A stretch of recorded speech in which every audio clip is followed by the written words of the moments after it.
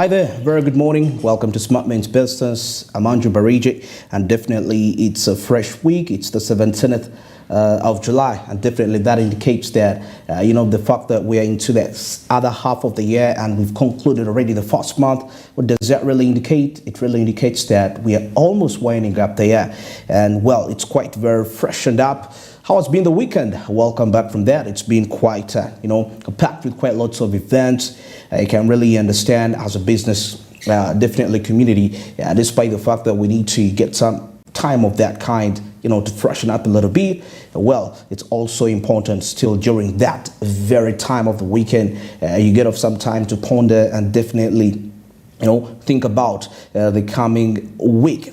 Well, the weekend had lots of events, actually, like I said, and of course, there are some people definitely that were working as a result still due to those events because they were related to that. That was quite inevitable. That is for them to really stay home. I mean, they had to really move out there and execute and do some sort of extension to their related job activities. And definitely, STARTIMES Business, we are back, of course, to bring you that required business information to kickstart off your week. As you try to project quite lots of, anticipations, uncertainties, and quite more of that information, more of that. But of course, before we proceed into any other related discussions of this kind, don't forget ZAB is back again. It's a new week. The markets are freshening up this morning anytime from now. Now, for you to be a part of this, it's quite very simple. You just dial *292# and you'll be available with a number of options where you will be able to buy government bonds and securities for a fee of just 15,000 Ghana shillings. Now, the markets will be opening at 8:15, running all the way to 3:15 p.m.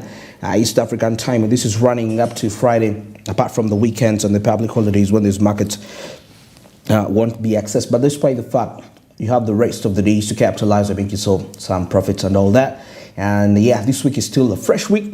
No public holiday, so you'll be running all the way as you'll be trading stocks. But of course, above all, with *292#, you'll have to register with your national identification number so that you can really be in position to proceed to do that. Now, ZAB says my money, my future, and all Taxi South Africa tells us do something new. It's the year 2023. Of course, right about now, as we head into our morning call, we'll kick start off, of course, with tension. That is over the Maction Falls, and of course, Uganda Wildlife Authority intends that is to change the management at Maction Falls National Park, and of course, which is one of the profound destinations when it comes to tourism and attracting quite a number of visitors, the highest in the 2020-2023. That is fiscal year. Now, of course, we see that the latest development would thrust powers of attorney outside the authority to an independent body. Of course, that is coming in. But the plan has, however, been termed by tour operators as controversial and, of course, a failure and a threat to tourism at the same time, if you really head further to take a look at that. Now, of course, towards the end of 2022, Uganda Wildlife Authority revealed that a gross revenue of about 69 billion shillings, that is from the visitors to national parks across the country. And Maction Falls National Park topping the source chart while retaining status as a leading attraction center. Now, the performance has meanwhile been recorded under direct management and oversight of the authority, as we can see. Now, still further into this report, we get to see that in 2020-2021, the park attracted, that is about 117,353 visitors, and 36,907 visitors in talking about 2021, 2022, and about 145,116 in the just concluded fiscal year 2022-2023. Now, of course, a portion of the generated revenue from the activities in the park directly contribute to the economy locally and nationally, and of course, a looming development to twist the management hasn't, however, been openly welcomed by a section of tour operators and of course key stakeholders in the tourism industry. Now, the group believes transferring management is bound to disrupt the existing conservation initiatives and reduce the tension, as you can really observe there. Taking a look at the different revenues that the visitors have been bringing into. Of course, that is tracked by the numbers, as we can take a look there. action falls, and definitely standing in there to change the management, which has actually been responsible for that. And you can clearly see there has been an increase when it comes to the numbers coming into this particular national park. Okay, yes, that is it regarding our morning call. Attention, of course, let us see how this really will surface in the end of the day. Well, right about now, let's take a look at what's happening into the press.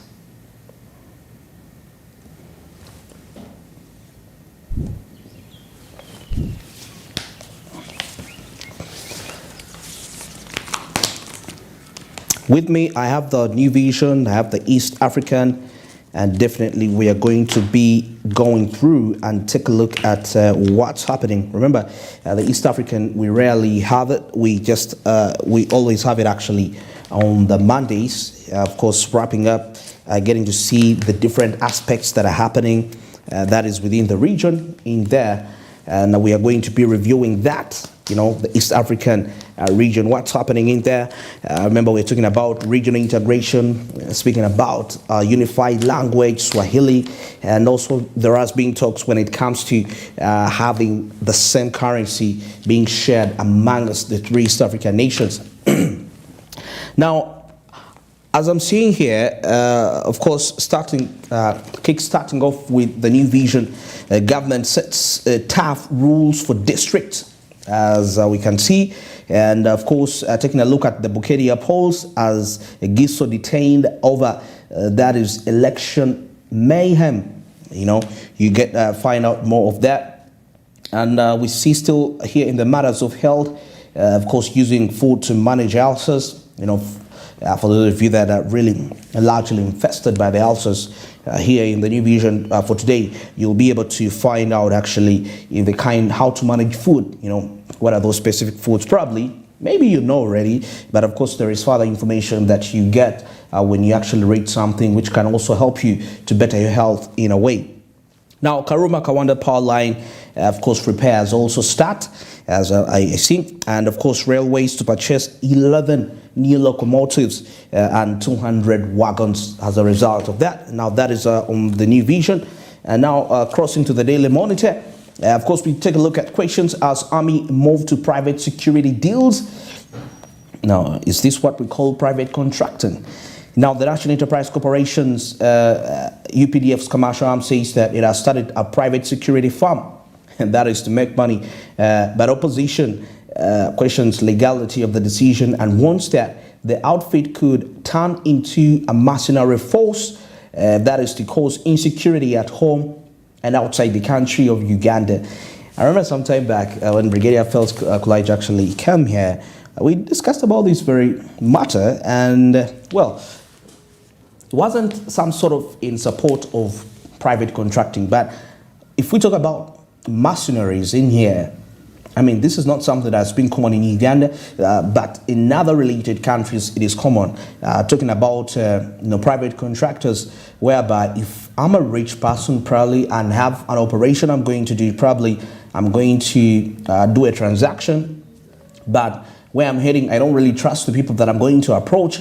Well, I can get a private army. It's not government owned, and it's actually private army.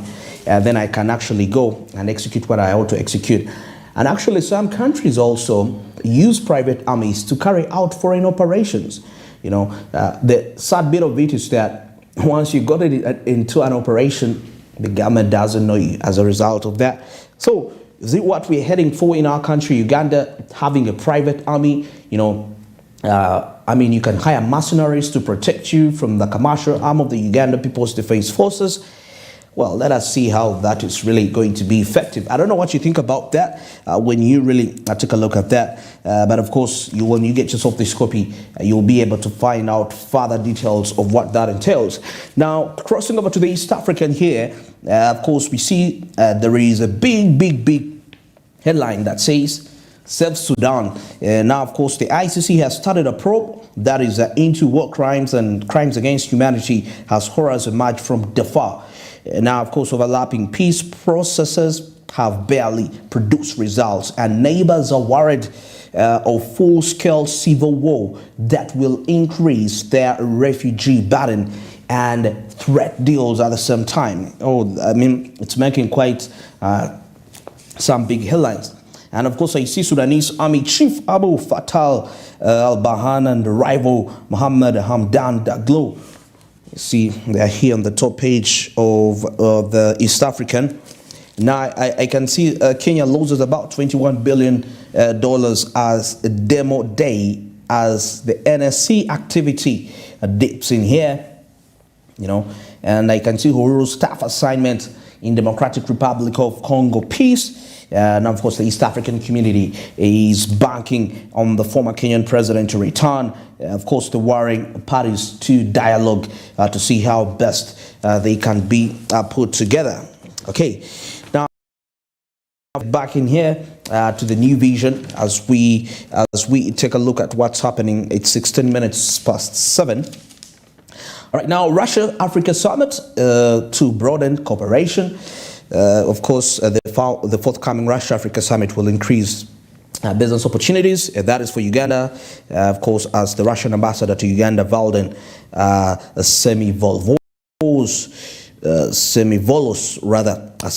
has said as a result of that. Anyway, let's wait for that summit and take a look.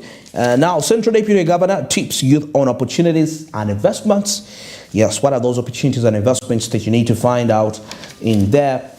You can check yourself a copy of the new vision. You'll be able to get that. Now, new rules on service delivery set for districts here, as of course public service delivery standards for July 2023. Get yourself that. You will be finding out that, and of course they are all in various sectors: health, agriculture, street lights, education, water and sanitation.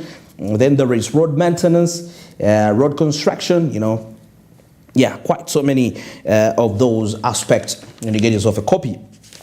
Now, of course, deliverance of Uganda's children is a joint struggle, says the First Lady. Of course, you'll find out what does it really entail. How is it, you know, how is it a joint struggle? In that way, you'll find out what the First Lady says as a result of that. Now, of course, still here, Uganda's new HIV infections, AIDS-related deaths drop. Okay, of course, we know the impact HIV/AIDS has had to our economy as a result of we losing potential manpower and talking about the costs to treat the patients and all that. But of course, when we see the numbers drop, that is quite very positive. Now, Machindye Sabagawa municipality wins 1.1 trillion Ugandan shillings for a housing project. This is amazing, and of course, you'll find out further details as you get yourself a copy. How did this happen, and what are the projections as a result of that? Okay, as we still proceed here, of course, I can see here leaders urge government to resettle Chikube evictees. Yeah, you'll find out further who are those victims and what are they liable to be compensated for. As we see, I can still see here in the community news, Kamwenge gets 4.2 billion Ugandan shillings, refugee aid.